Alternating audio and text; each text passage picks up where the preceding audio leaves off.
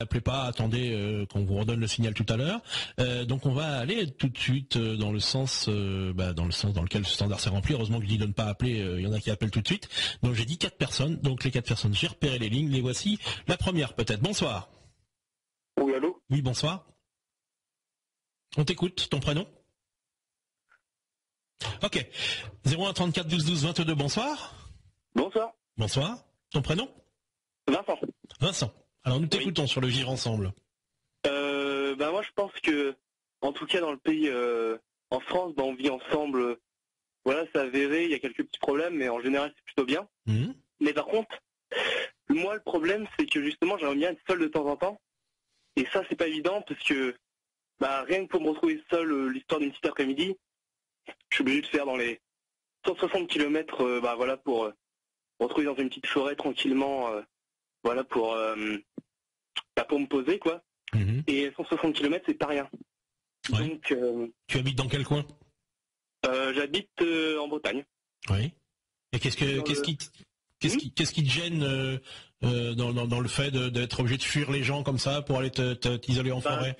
Quand t'es toute la journée 24 heures sur 24 avec obligé de côtoyer des gens en société, etc.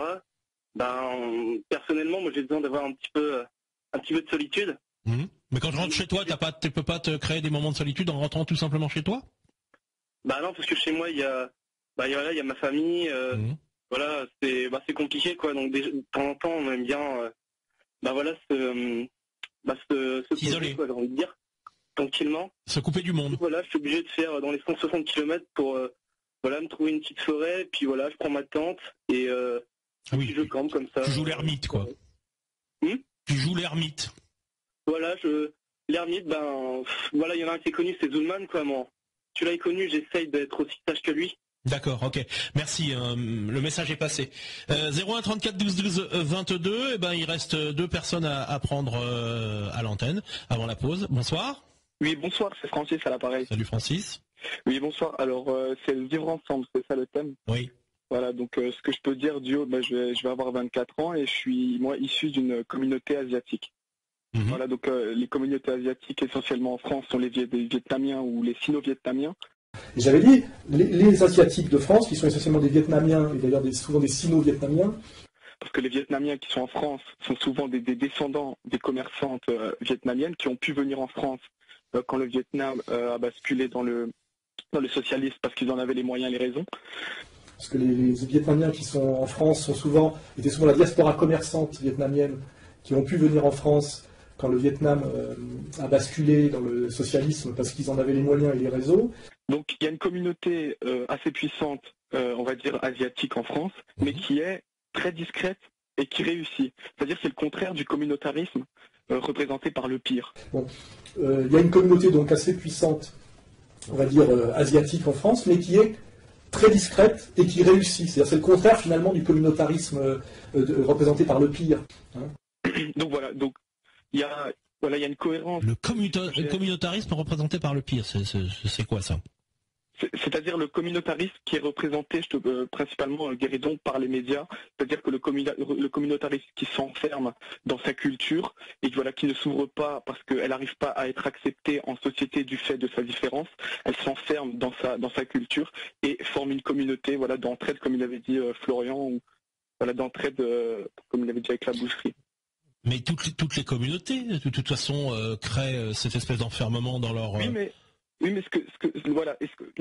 pourrait énumérer toutes les communautés qu'on a en France, y compris quand des Européens vont à l'étranger. Je crois qu'à New York et dans certains pays certaines villes des États-Unis, on va retrouver la communauté espagnole, la communauté italienne. Les gens aiment à se regrouper pour se rassurer et d'une certaine manière faire de la solidarité parce que c'est pas forcément évident de se retrouver expatrié. Oui, bien sûr, mais moi je tiens à préciser un point, c'est qu'on dit tout le temps communautarisme, c'est une tare, il faut l'exploiter, mais il y a aussi un communautarisme de... Non, mais il y a un communautarisme et il y a un communautarisme extrême. Pardon? Il y a un communautarisme qui a toujours existé et maintenant il y a peut-être des communautarismes extrêmes. Oui, mais en France, maintenant on prône le communautarisme victimaire. Et c'est-à-dire, je repense à la colonisation de chez nous. Donc ils réussissent en France et puis moi ils ne posent pas de problème de délinquance, ce qui fait qu'il n'y a aucun racisme anti-vietnamien, anti-asiatique en France, on le voit. Donc les Asiatiques, eux, sont dans un communautarisme de séparation, Guéridon. Donc voilà, donc il y a par contre une cohérence, pour revenir au sujet du communautarisme asiatique, qui est je dirais un communautarisme de séparation. C'est-à-dire qu'ils ne présentent pas être assimilés, mais ne posant pas de problème, on leur demande pas quoi. C'est-à-dire l'intégration. Voilà. On le voit. Donc les Asiatiques, eux, sont dans un communautarisme de séparation. C'est-à-dire effectivement, ils ne prétendent pas être assimilés, mais ne posant pas de problème, on ne leur demande pas finalement. On leur demande en fait ce qu'on appelle l'intégration. Donc c'est-à-dire c'est une communauté qui ne pose pas de problème à la France et qui prospère et qui apporte sa prospérité à la France, je dirais par la bande. Ce n'est pas l'assimilation. C'est-à-dire d'être une communauté qui ne pose pas de problème à la France et qui prospère et qui apporte sa prospérité à la France, je dirais par la bande. Alors aujourd'hui, ils ont créé effectivement un label qui s'appelle le conseiller représentatif des associations asiatiques en France. Voilà. Alors aujourd'hui, ils ont créé effectivement un label qui s'appelle le qui veut dire le conseiller représentatif des associations asiatiques de France. Voilà, donc ils l'ont fait. Ils le fait. Mais c'est pas ni un communautarisme de, comment dirais-je, victimaire comme celui du pire, comme je l'avais pas ni un modèle communautarisme d'intégration comme celui du CRIF, qui exige de l'État français que l'État français se mette socialement dans le globe. Mais c'est ni un communautarisme, comment dirais-je, victimaire comme celui du pire sur le modèle SOS Racisme, ni un communautarisme de domination comme celui du CRIF, qui exige que l'État français se soumette entièrement aux intérêts d'Israël. Hein, c'est clair et net. Voilà. Guéridon ? Oui. Je comprends pas tout ce que tu me dis. Hein, là, j'avoue que je comprends pas tout. Hein. Voilà, je vais terminer, Guéridon.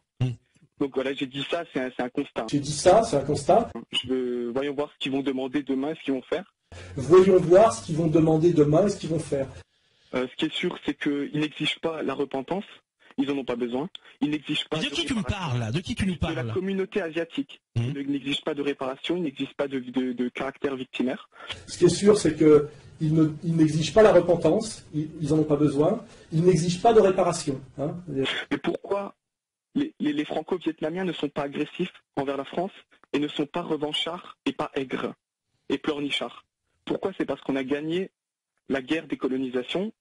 Pourquoi les Franco-Vietnamiens ne sont pas agressifs envers la France et ne sont pas revanchards et pas aigres et pas pleurnichards ? C'est parce qu'en fait, ils ont gagné leur guerre de décolonisation. On a gagné littéralement et socialement. On s'est libéré, si tu veux. On a cette aisance de celui qui a été vaincu puis qui a gagné le match retour. Et quand on a gagné le match retour, finalement, on est à égalité. Ils ont gagné à Dien Bien Phu, ils ont gagné militairement. Ils se sont libérés eux-mêmes. Donc en fait, ils ont cette aisance de celui qui a été vaincu, puis qui a gagné le match retour. Et quand on a gagné le match retour, finalement, on est à égalité. Et en fait, les Vietnamiens se sentent très à l'aise avec les Français, parce qu'en fait, ils se sont décolonisés eux-mêmes. Donc voilà, ce que je regrette, moi, c'est que les Franco-Vietnamiens, qui eux viennent de notre communauté, et qui se rappellent donc, notre histoire, et ça les rend, voilà, ça le fait pas. Mais voilà, c'est bizarre. On remarque aussi, par exemple, il n'y a aucun raciste indo-chinois en France, aucun. Ce que je remarque, moi, c'est que les Franco-Vietnamiens, qui eux pourraient commémorer Dien Bien Phu, parce que c'est leur histoire, c'est l'Indochine, ne le font pas, et que comme par hasard, il n'y a aucun racisme anti-indo-chinois en France. C'est-à-dire, il n'y a pas de Roselmack aux yeux brités. Aucun.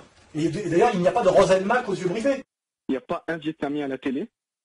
Il n'y a pas un Vietnamien à la télé. Parce que les Vietnamiens, ils sont caractérisés comme des commerçants chinois. Parce que les Vietnamiens, qui sont souvent d'ailleurs la diaspora commerçante chinoise. Voilà. Ok. Ok. Merci. Bon, attends, un dernier petit mot aussi, c'est la congoleximatisation des lois du marché. Ok. Là, suffit, là, c'est vous. Parlez simplement, les enfants, là, arrêtez votre charabia, là, ça devient pénible. Il y a que vous que ça amuse, hein. Allez, dernier intervenant avant la pause musicale, bonsoir, qui est là ? Eh ben c'est parti. Eh bien toutes les autres personnes, comme j'ai dit qu'on n'appelait pas, voilà, on raccroche les lignes, on fait place nette au standard et on attend la pause musicale. IDFM 98 FM 1h49 du matin en compagnie de Guéridon jusqu'à 6h pour en toute simplicité.